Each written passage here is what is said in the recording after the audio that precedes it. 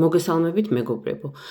მე უბრალოდ მინდოდა მეთქვა, რომ 2007 წლის 7 ნოემბრისა და დღევანდელი ამბების ერთმანეთთან შედარება მეტყველებს იმაზე, რომ თქვენ არ გაქვთ სწორი ინფორმაცია ან სპეციალურად შეკავთ საზოგადოება სიცრუეში და ავრცელებთ მოკლედ სრულ მარაზმს. 2007 წლის 7 ნოემბერს ერთ მხარეს იდგა ქართული სახელმწიფოებრიობა, რომელიც ებრძოდა კრიმინალურ რუსულ გავლენებს საქართველოში, ყაჩაღურ, ბანდიტურ, ქურდულ მენტალიტეტს და მეორე მხარეს იდგნენ აი ეს პრორუსული ძალები, ის წითელი ინტელიგენცია, ყაჩაღები, კრიმინალები, ქურდები, რომლებიც ესე იგი ცდილობდნენ თავიანთი ძველი გავლენების დაბრუნებას.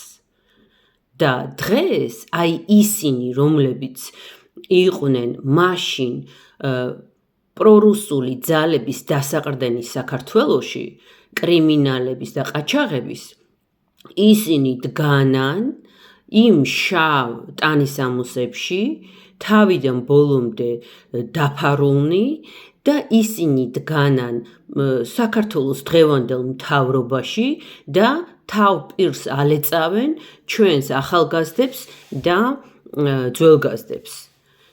ხო და ხალხნო, საპირისპირო მოვლენებს რომ ერთმანეთს ადარებთ და ტოლობის ნიშანს რომ უსვამთ, ხო? თქვენი ბრძოლა არ შეიძლება რომ იყოს სწორად წარმართული და შედეგამდე ეს სწორ შედეგამდე ვერ მიგიყვანთ. ხო უნდა გაარჩიოთ, როდესაც მტერი ებრძვის ქართულ სახელმწიფოებრიობას, მაშინ ქართულ სახელმწიფოს აქვს უფლება თავი დაიცვას, ხო?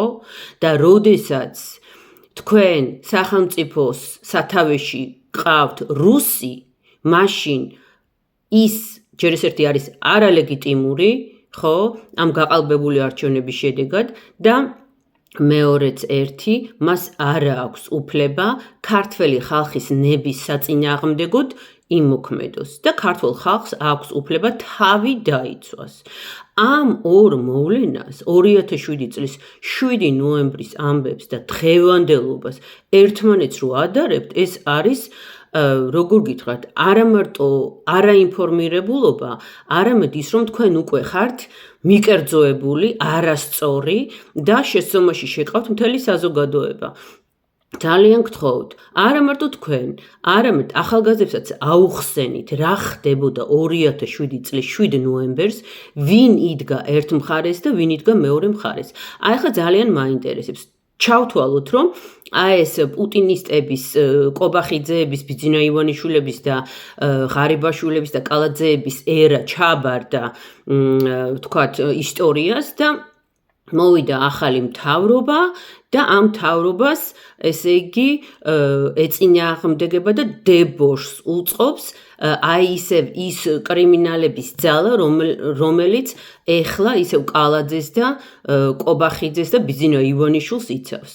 აი იმათმა რომ გაგიმართონ თქვენ დებოშები, დაიწყონ გრევა, სახელმწიფოს ინსტიტუტების რყევა, ადამიანების დასახიჩრება და ასე შემდეგ. თქვენ როგორ ფიქრობთ, გამოიყენებთ თუ არა ლეგიტიმურ ძალებს იმისათვის, რომ ამ ადამიანებს არ დაანგრევინოთ ქართული სახელმწიფო? თუ მიუშვებთ, რადგან ახლა სხვა არ ვიცი, ძალიან ლოიალურები იქნებით და დაანგრევინებთ სახელმწიფოს.